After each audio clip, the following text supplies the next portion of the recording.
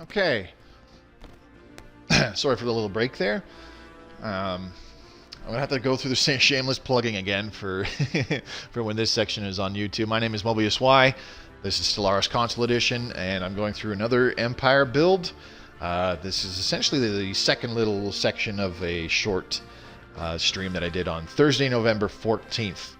So if you are watching this on YouTube in the future, check out the links in the description below for my Twitch channel, which I streamed this off of. You'll also find my Twitter feed, which is a great way to keep in touch with me.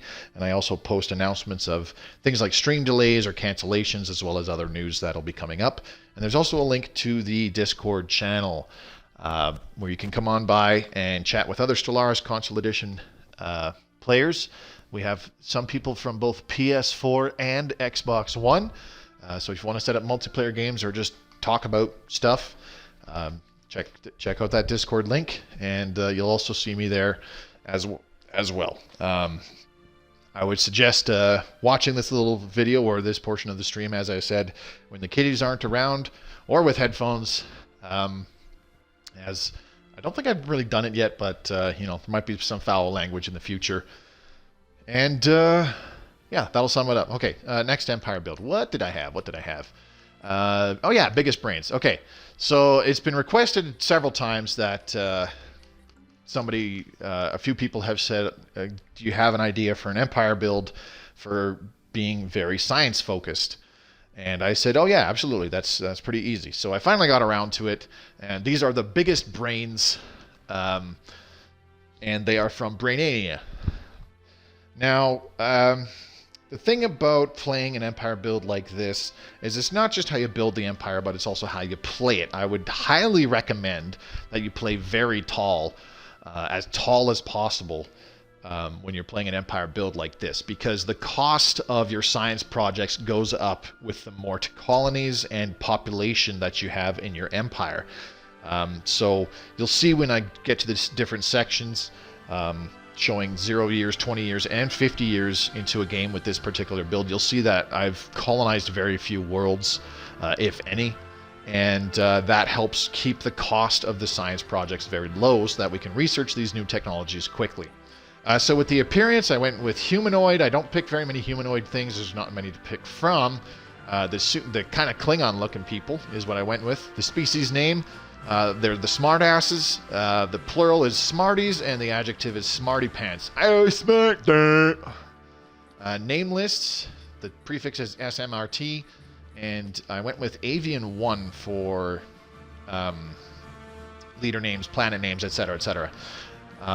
So the traits should be straightforward. We'll get back to that in a minute. The initial ruler is female, and her ruler title is Brainiac. Her name is Belana Torres. So hence the hairstyle. And let's take a look at our traits. So for science-focused Empire, there's two things you want to worry about: science generation, as well as being able to complete things like anomalies and special projects with your science ships. So the traits I went with: intelligent, obviously, this increases science output in all three fields. I went with natural engineers in this one, which increases engineering output by 15%. Also, Belana Torres is an engineer, so la-di-da-da. And talented, this increases leader skill levels by +1. To counteract these, I simply took non-adaptive to decrease habitability by 10%. As I said, I would highly suggest playing tall for the first, good 50, 75 years with a particular build like this one. So you're not going to be colonizing a lot, so you don't need to worry too much about habitability in the early parts of the game. Now, why natural engineers over anything else? You all know, or well, if you've been watching my previous stuff, you do know that I love my tachyon lances, for example, so why not natural physicists? Well, natural engineers helps you get very important technologies sooner. Things like fortresses, which are defense stations, and battleships, and synthetics, or droids, robots, synthetics, that kind of stuff, and also very importantly, mega engineering. So that kind of stuff is all in the engineering tree. There's also smaller things that you can worry about, like strike craft, which when you have equipped on your your warships, and even your defense stations, strike craft give a higher military power rating to your ships and your military stations than simple weapons would. So strike craft can be a very equipping your military ships and your military stations with strike craft can be a very effective deterrent to having people not attack you. So that's why I would say natural engineers would probably be the best pick. But you can pick natural physics if you want, or if you really want to increase the productivity of your empire at large, natural sociologists isn't too bad either, because you can get things like your empire capital complex sooner, all sorts of other technologies like the living state, which gives you more leader capacity and more influence from factions, so on and so forth. The homeworld. I chose an Arctic world. I don't often choose Arctic worlds either, so I went with that. Homeworld name is Brainania, and the star name is Pinky. If you get the reference, good on you. I just went with a mammalian city because we don't have humanoid cities yet. Now, let's take a look at the ethics and civics. This should be pretty obvious. The governing ethics, the first one, obviously, fanatic materialist. This gives you plus 10% bonus research speed and reduced robot maintenance cost of minus 20%. You can also use the full AI rights policy, which gives things like robots and in particular synthetics, or not robots, but synthetics down the road. You can give them full citizenship status, which drastically reduces the likelihood that they will revolt against you. And for our other ethic, to use our last ethic point, I actually just went with egalitarian for a couple reasons. First off, it increases our faction influence gain by plus 15%, which is actually pretty good. And the egalitarian factions themselves, they're actually quite easy to keep happy. There's not much you have to do. So they're a good source of additional influence generation if you're able to keep an egalitarian faction happy in your empire. This also reduces consumer goods cost by minus 10%. So a little bit more efficiency with our pops using up those precious minerals. For the authority, I went with an oligarchy. You could definitely go with a democracy, and as I said, use those new ruler mandates every 10 years or every election to get you a lot of additional influence when possible. But since I figured, well, I'm not going to be colonizing many planets, and I'm not going to have too many frontier outposts. I will still have several, but not a heck of a lot of frontier outposts to help bring in additional resources and expand my territory by extension. Didn't really feel like going with a democracy, but you could totally go with a democracy in this instance. That's perfectly fine. But by being partially egalitarian, you can't be a dictatorship or a monarchy. So I just stuck with an oligarchy, as you still have some leaders that you can choose from. You can try and choose your best choice for your next ruler over the course of the next 40-year term. Now, civics, these should be pretty obvious. Well, this first one should be pretty obvious, I should say. Technocracy, you have to be some degree of materialist. This gives you +1 additional research alternatives. This is actually really strong right from the get-go of the game, allowing you to beeline certain technologies right off the bat and help improve overall empire production. As I said, you're probably going to be playing very tall, so you're going to be a small empire, but you can make yourself a very, very productive empire by picking really good research technologies in the early portions of the game, and having technocracy greatly increases the chances that you'll see those technologies. And for the second civic pick, meritocracy, this combines really well with the talented traits, so our leader skill levels get an additional +1 for a base amount of 3. This also combines with certain tradition picks that we will get to later on once we take a look at the save files. It also increases our leader pool size, so the amount of leaders, the pool of leaders that we can recruit from is also increased by 1. Again, kind of like technocracy, giving us the option to have the best leaders available for certain things. And when you're playing a very research-focused, tall kind of empire like this, you'll want to have several leaders, in particular scientists, just kind of hanging around, not doing anything, not necessarily not doing anything, but you'll want to have extra scientists that you can swap in and out from your research projects depending on the kind of technology being researched. So you've got one with an expertise in particles, and you have another one with an expertise in computing. So you'll be swapping those guys in your physics technologies depending on the kind you're researching. So meritocracy really helps make sure that you do get a good selection of leaders available. And because I recommend getting a lot of scientists in your total leader pool, most of your leader pool is going to be taken up by scientists. That's another reason why I recommend that a democracy is actually really good for that too. Because as I said, you can complete those ruler mandates, build those 4 mining stations or 4 research stations, complete the mandate, and then you get a decent amount of extra influence to recruit new leaders if you need to, or if you've had leaders recently die. And the fun thing is, I've never mentioned this before, so if you have, it's kind of not the best time to say it right now during an Empire build, but those leader mandates that I mentioned, you can kind of cheat on them. If you get your new leader elected in, and they have, say, an orbital mining mandate, and then you go out and you build 4 new mining stations, and it's like, okay, mandate fulfilled, you got another 200 influence, yay. You can actually disband or dismantle those 4 mining stations you just built, especially if they're not very good ones. If you build 4 that are on things only giving you 2 minerals each, and it's like, these are actually more of a drain on energy than anything else, you can dismantle those 4 mining stations, and then the next time a leader comes in, maybe your next leader that's elected in also has orbital mining mandate. You build those same 4 stations again, get the extra influence, dismantle them. You can repeat the same process. The Empire name is Biggest Brains, and the adjective is no-brainer, because that makes sense, I suppose. I just went with a very science-y looking kind of logo and a kind of teal foreground with a little blue circle behind it. Ships, starting weapons, projectile weapons. These are very good against the pirates in the early stage of the game. We don't want to be wasting too much resources, well, quote-unquote wasting too much resources in the very first 10, 15 years or whatever by building up an extra amount of ships. We need to try and squeeze out every last mineral to improving our science production and getting those early technologies done as quickly as possible. So projectile weapons are actually really good.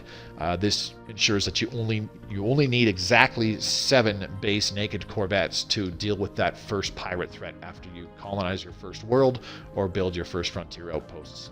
Ship appearance just went with mammalian, of course. So in summary, we have our traits intelligent and natural engineers to boost science output on our planets. We also have talented to increase our leader levels by 1. And of course non-adaptive, because we're going to be playing tall, so we're only going to colonize a few planets very slowly. We're going to try and colonize the best planets available to us. The government type, in the save game, sorry, I should change that back. The government type, oligarchic. But as I said, you could definitely go with democratic. And for ethics, we have egalitarian, because they're easy to please and give us a little bit extra influence generation from having happy factions. And of course, fanatic materialist for the plus 10% extra research speed. Civics, technocracy for the increased research alternatives, and meritocracy for the bigger leader pools, and again, plus 1 leader levels. Let's go ahead and take a look at the save files that I made earlier. Load game, biggest brains. So starting at the Brainiacs, part 1, 0 years. Let's take a look-see here. Kind of forget how this one started off. So I just went with a two-arm spiral galaxy, 600 stars in this particular playthrough. Probably had a few fallen empires and several AI empires, not clustered, but with random start locations. So we're not really in the best starting position because there's not a lot of systems in our immediate surroundings where we could build, orbital stations or even frontier outposts and the like. But at the same time, it is pretty easy to fortify our location by making choke point systems. For example, if we put a frontier outpost here, we can put a lot of military stations in it, and then any fleets coming from this direction would have to go through that system, and we could do the same thing right here, either in this system or this system. So possibly down the road, very easy to fortify and build up some defenses in some of these choke point systems on the way to our capital world. But in terms of actual resource generation, not looking so good. So again, very start of the game, build an Autochthon monument, and definitely because we are Brainiacs, get a second science ship on the go. Let's take a look at our new scientists that we can recruit. We already have a couple with certain specialties leading our research branches, but we're definitely going to want to change some of those out. So we only have 100 influence. This will allow us to recruit 2 new scientists. So we want somebody with a specialty for society research, and an expertise in statecraft is actually really good to start off with, and expertise computing to also help with additional physics projects is really good as well. So first things first, we're going to go ahead and assign the expertise statecraft scientist to society right away. Let's take a look at what we have available. So keeping this guy with the expertise of industry is actually pretty good, because 3 out of our 4 options are industry type of physics research projects. So we could go with, say, orbital energy conversion, allowing us to build solar panels on our spaceport. And we actually got heritage sites right away. This is very beneficial, especially seeing as how we just put a scientist there with the expertise statecraft trait. So as you can see, the projects that we have started, their bonus progress is already plus 26%, as opposed to this one where we haven't even picked one is only plus 16%. But that can change very easily. Got some options here. Nanomechanics maybe wouldn't be too bad, so that we can get engineering facility grade 1. We don't need additional weapons at this point, but since we have a scientist with an expertise in voidcraft, even though it's a much longer project, we can definitely pick improved spaceport right away, allowing us to upgrade our spaceport at the very beginning of the game, which is pretty cool. Of course, you would want to do the other things too. Get your science ship to survey your home system, split up your first 3 corvettes, set them to evasive, and have them exploring the galaxy just to see what's out there. So we'll want to send somebody up this way, see if we have any neighbors, send somebody else down this way, again, see if we have any neighbors, and then send somebody else just way over here for no reason whatsoever other than to see what's out there. Actually, let's have them go kind of this way, like that. I like that better. And that's mostly it for what you want to do at the beginning. Oh, obviously, I forgot to disable rally points. Not that it really matters, because I'm just going to be loading the next save here. Now, the big things you want to watch out for when your science ships are surveying is you want to watch out for stellar bodies that generate energy. Those are going to be priority 1 for your construction ship. Not research output. Research output would be secondary. Also, last thing to point out, traditions, you're going to start with discovery, obviously, because by completing it, research speed is increased by 10%. So that bonus that we saw there where it says progress plus 26%, just by completing discovery traditions, it'll hit plus 36%.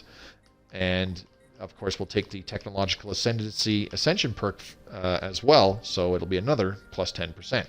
And you get crazy good bonuses in the discovery tree.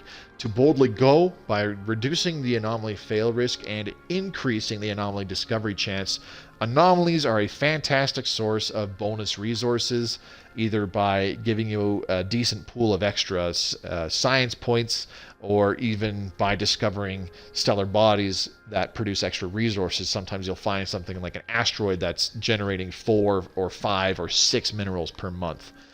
So really good to start with that. And then Planetary Survey Corps, which gives you research points equal to 1/10 of our monthly gain when surveying planets. So while your science ships are out there surveying planets and stellar bodies in the galaxy, they're generating additional research points for your empire by doing so. So this actually really boosts your total science output.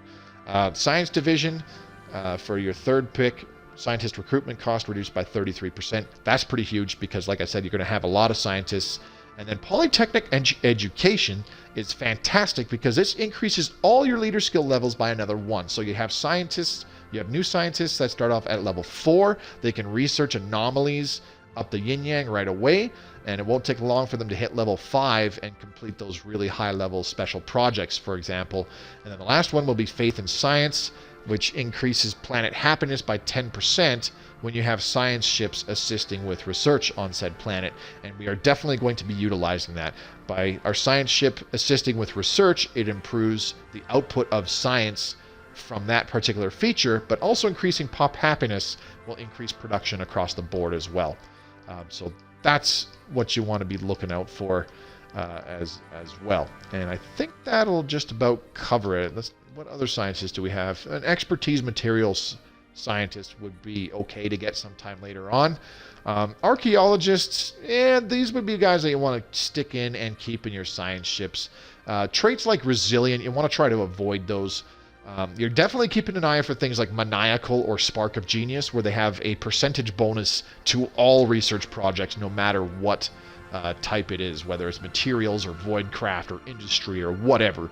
They have a flat bonus regardless of the kind of research project they're doing. So you definitely want to keep an eye out for those ones, obviously.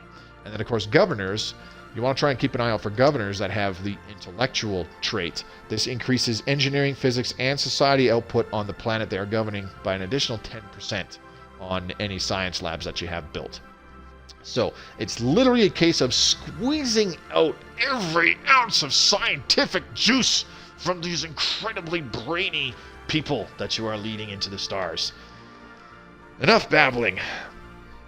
Let's check out part 2, 20 years in the game, and try and get an idea of what happened here, as well as possibly give you an idea where you want to be sitting at this point in the game. So already, I actually colonized a second planet by this point. Usually, that's a big no-no in my books, but in this case, it's not too bad because it's a 19-tile world, Arctic world, so a decent size, and it would allow us to help stabilize our economy with some food production, getting some more minerals in, so on and so forth. So let's take a look at our science projects that we have going on right now. Researching dangerous wildlife removal to get rid of some tile blockers on our new colony. We're already at destroyers. And then lastly, we've got active countermeasures. Probably just picked that because, yeah, this would be our fastest project, our fastest research project right now. We've already got 55 points towards it from reverse engineering from pirates, and I want to get rid of it so that we have some different and possibly better options appear. So I wanted to just get rid of it right away. We've already researched heritage sites as well as our first pick, and then we went planetary unification, making use of that statecraft bonus from our society scientist. Adaptive bureaucracy is also really good. This increases our empire leader capacity by an additional 2, so you can recruit more scientists or governors. It increases our leader pool size by another +1, allowing us to, again, try and pick the best leader that's available out of about 5 that we can choose from. And then, of course, over here in engineering, we completed the improved spaceport first, and then we finally got powered exoskeletons to improve our mineral output. And then, the big one, robotic workers. These are really handy to have because you're going to be using robots for generating your minerals, especially at this stage in the game. For physics, I went with global energy management for the energy nexus, the energy grid. Interesting. Only just recently completed orbital energy conversion for the solar panel network. Not sure why I did that, but this was a while ago. I'm sure I had my reasons. Administrative AI. This is something to watch out for. This increases research speed by +5%. There's also another one that's further along in the tech tree called sentient AI, which increases your research speed by another +10%. That's a really good one. And then there is another one. I think it's like logistic AI or something. I forget what it's called, but it increases your research alternatives by another +1. again allowing you to pick the best research options available to you. Went with dangerous wildlife removal because we're trying to get some more tiles available on our new colony. Galactic ambitions, we don't really need the extra border range, and reducing army upkeep is not a big deal whatsoever. In fact, I think I disbanded all the armies. Nope, they're still there. Never mind. So yeah, on our new colony, already got an autochthon monument going. We set up a basic science lab on one of the tiles for one of our first pops, and then we've just kind of got our robots chilling out on these tiles that generate minerals, because that's where they're going to go. And something I've never really showed before, to try and maximize efficiency and the use of minerals in a playthrough like this one, where minerals are pretty scarce, especially early on. Like I said, I'm trying to be as efficient as possible. So when I'm building structures before we get to the planetary administration, which requires 5 pops on it, and that would allow us to build things like mining network 1, power plant 1. Those require planetary administration. Now you could just build a basic mine, but as you can see here, a basic mine costs 22.5 minerals, and then you would have to upgrade it to a mining network 1, which costs another 45 minerals.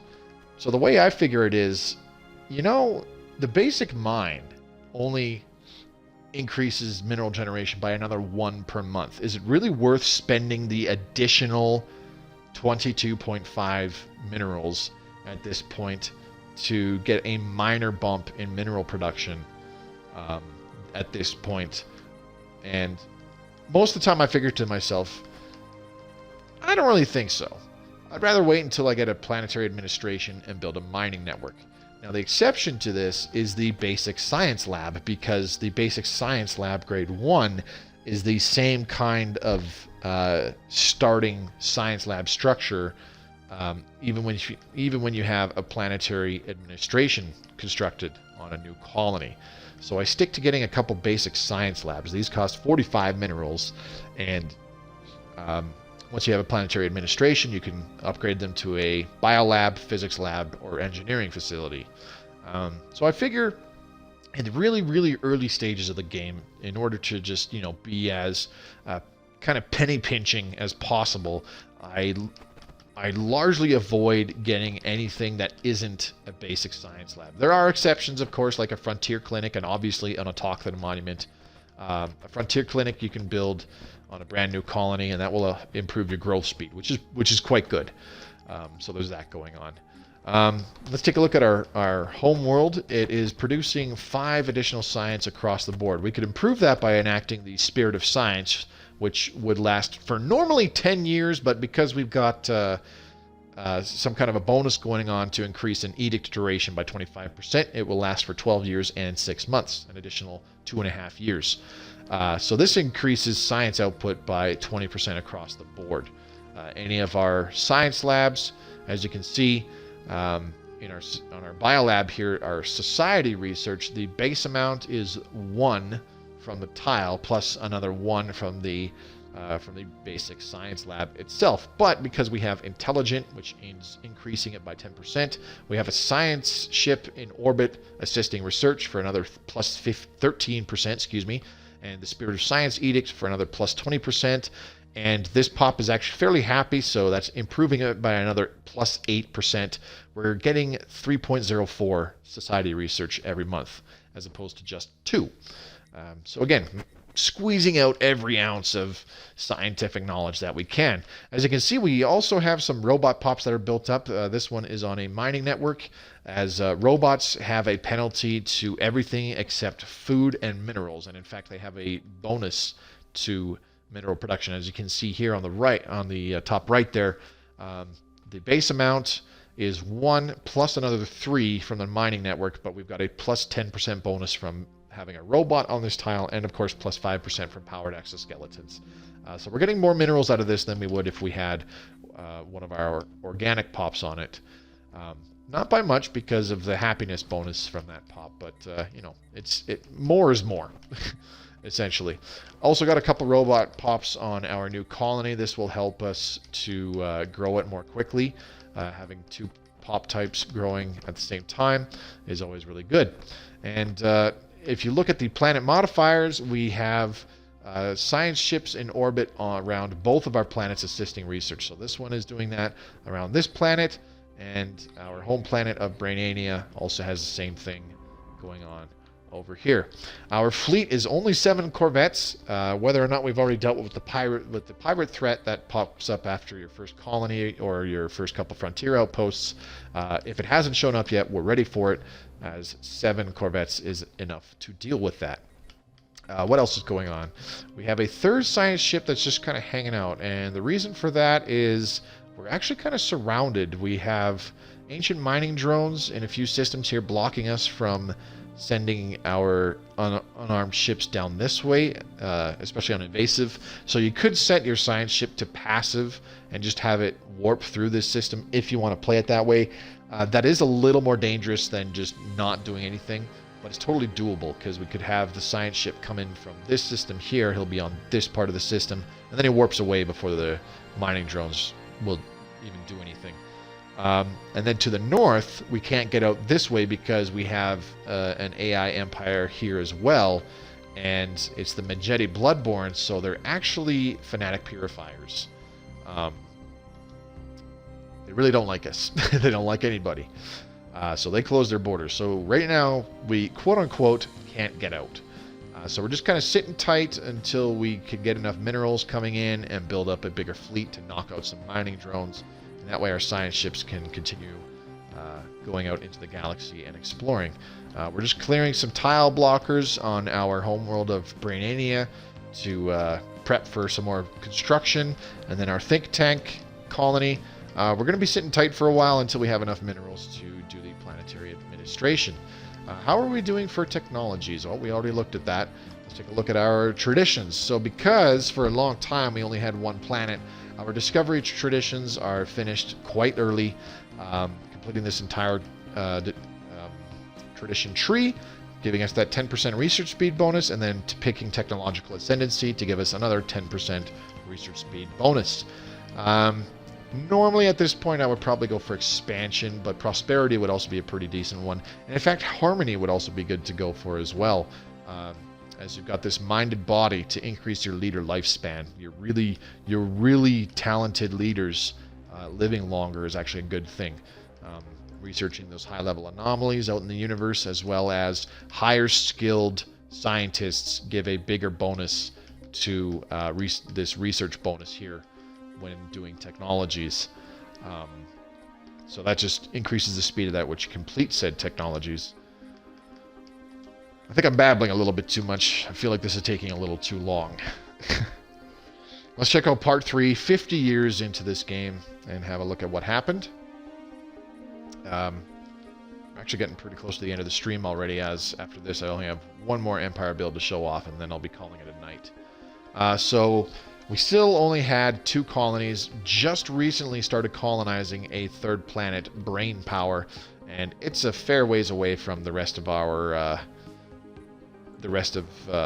empire, as it was kind of the only planet worth colonizing. It's a very small one, only, how many tiles is that?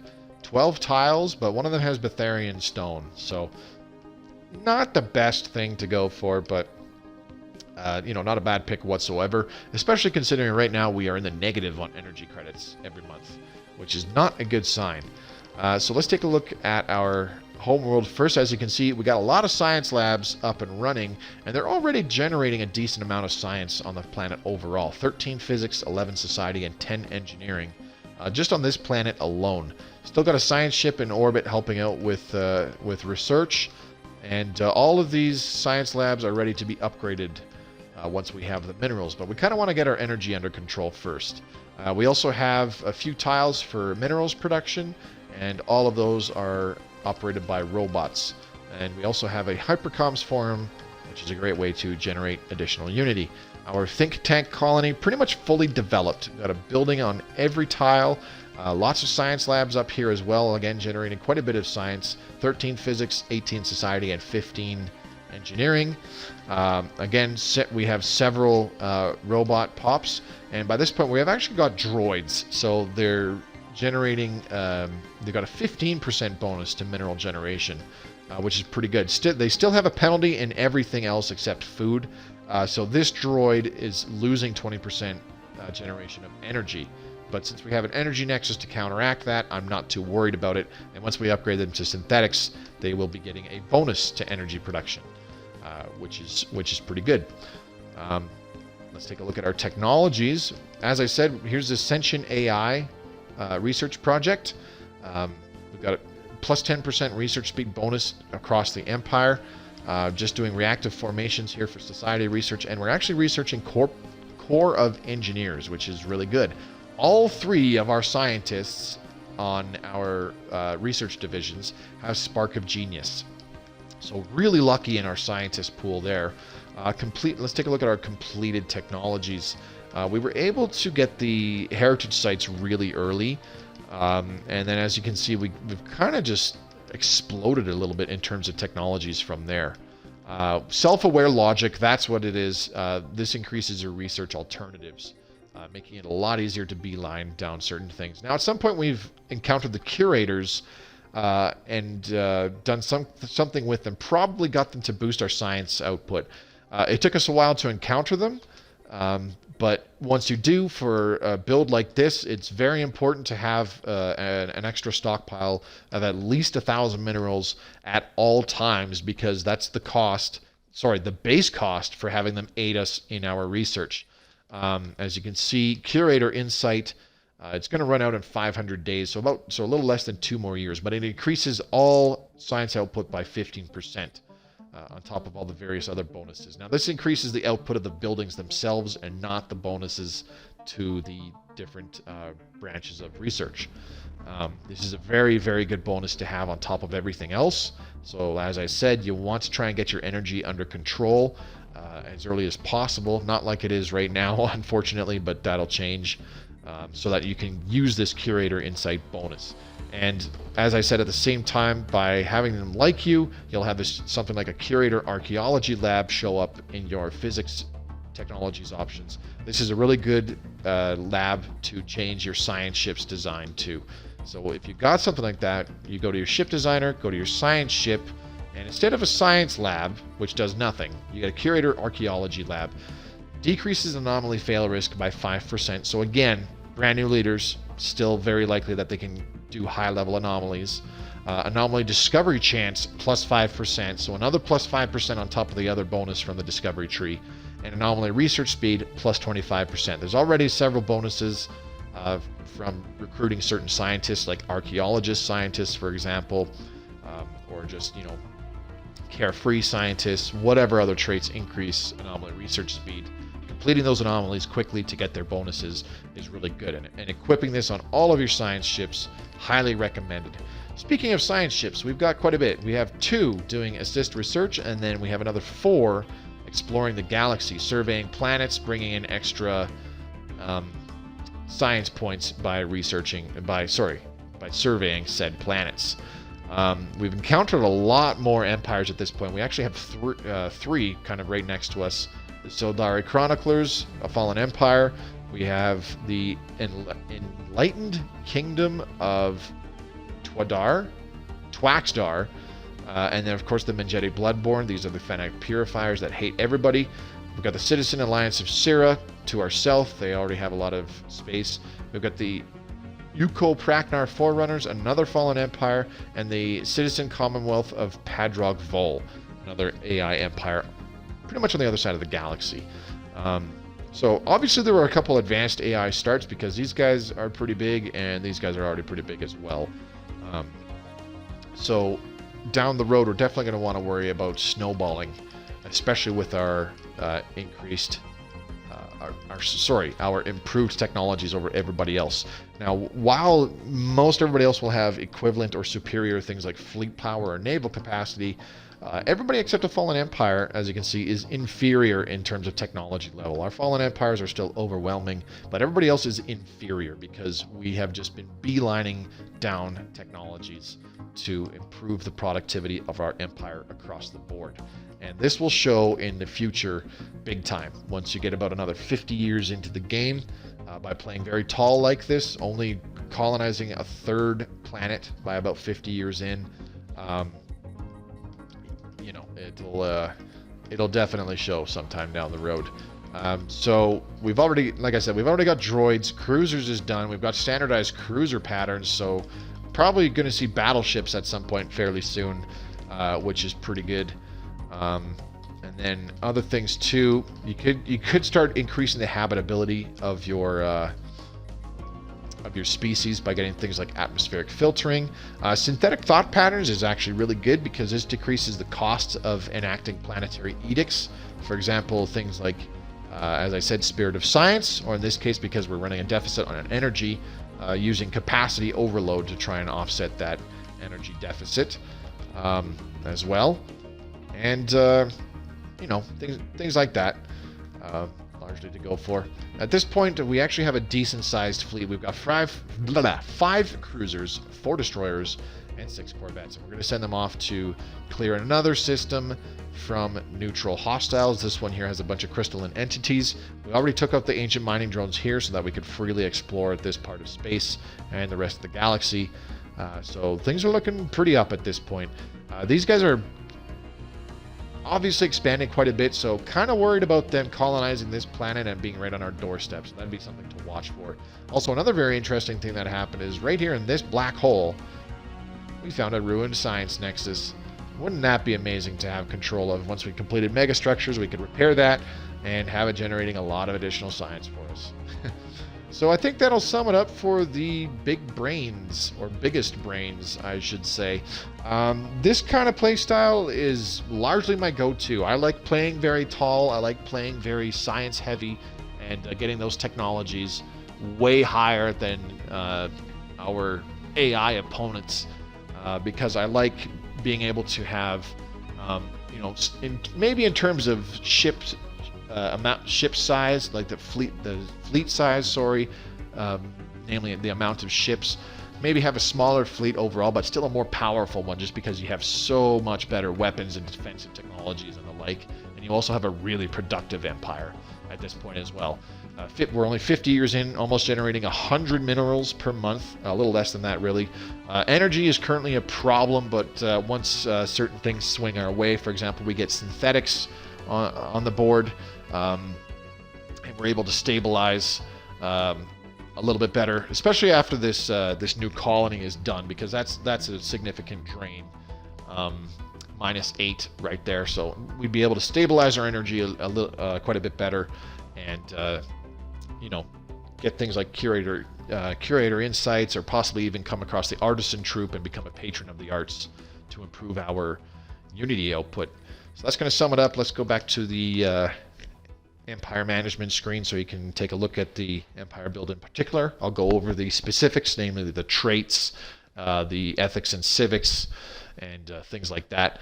And then again, another short break before we get back to the last part of tonight's stream. So if you did watch this on YouTube, thanks very much for watching. As I said, subscribe to the channel if you would like to see more Stellaris Console Edition content. I am by no means an expert at this game, but I really like it, and I try to pass on as much useful information as possible that I hope is helpful to new and experienced players alike. So again, traits: intelligent, natural engineers, but this you can really pick whatever you want. I still recommend natural engineers.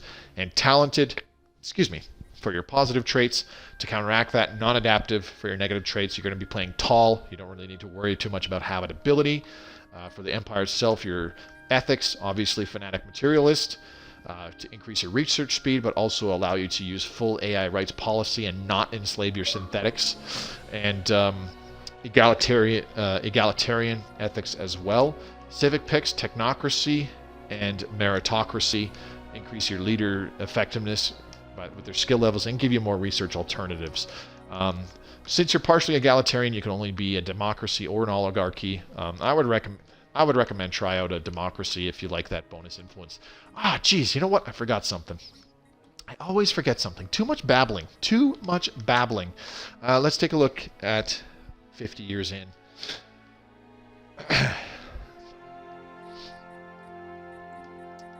Okay, sorry about that. I forgot to look at our traditions and our ascension perks. So I went with expansion for our second set of traditions because I wanted to make it.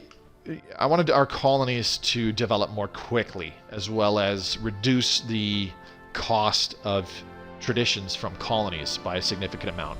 So that's why I went with expansion. Now, for your second ascension perk, you can go one of two ways. I picked the Flesh is Weak because it reduces the cost of maintenance on robots, so less energy to maintain them.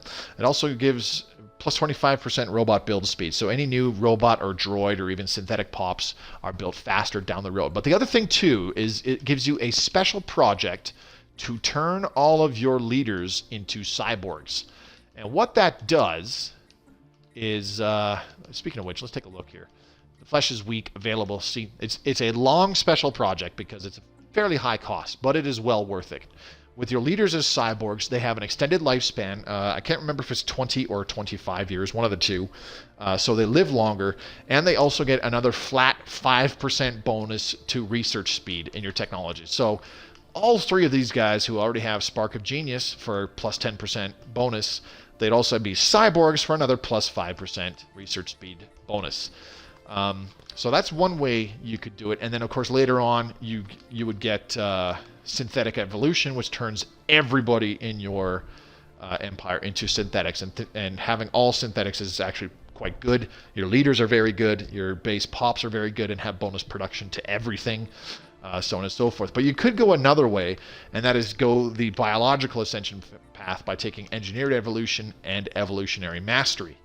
With engineered evolution, you get plus 2 additional trait points, so you could remove the non-adaptive trait if you so chose, or just add something else that requires 2 trait points. For example, Thrifty, which increases energy production of your organic pops for the time being. And then, of course, with evolutionary mastery, as say your 4th or 5th ascension perk, the other thing that you could do is specifically gene tailor on each planet. By playing very tall, you're probably specializing planets for specific things. You have one planet for energy, you have one planet for science, you have one planet for minerals, so on and so forth. So if you stick with a large amount of organic pops, you could specifically gene tailor your organic pops on your planets to be better custom tailored and specialized towards developing certain resources. But since you are going very science heavy, you get access to the special traits that are available only when you complete biological ascension. And the big one is erudite, which is like a version of the intelligent trait, except it's on crack. It increases all science output from your organic pops by plus 20%. So that, plus still being natural engineers, you're looking at plus 35% bonus science output from any organic pops on your science lab still. So you can go either way there. Either the biological or the synthetic ascension path would be very good picks. I totally forgot about mentioning that earlier. I knew I was forgetting something, and I apologize for that. It's going to drag this part of the video on a little long, in my opinion. So let's take a look again at the biggest brains. As I said, traits, intelligent for increased science generation across the board. Natural engineers would be my recommendation. Talented for leader skill levels, not adaptive. To offset all those, fanatic materialist, egalitarian, technocracy, and meritocracy civic picks. That's going to sum it up. Almost anything else can be your choice. As I said, you could be an oligarchy or even a democracy. Either of those will work quite well. I'm going to take another short break. So yeah, if you watch this on YouTube, apologies for the interruption. This was unscripted, so sometimes I forget things, and I need to cover everything. Subscribe for more Stellaris Console Edition content. Dingle my dongle so you're alerted when I put up a new video. Check out my Let's Play Stellaris Console playlist. Check out my Tips and Strategies playlist where I have other Empire builds just like this one. Check out the links in the description below. My Twitter feed, my Twitch channel where I stream this off of, and of course the Discord channel to come talk with other Stellaris Console Edition players. And for those of you watching live now, Thursday night, I'm going to take another short break and we'll be back with another Empire build. We'll see you shortly.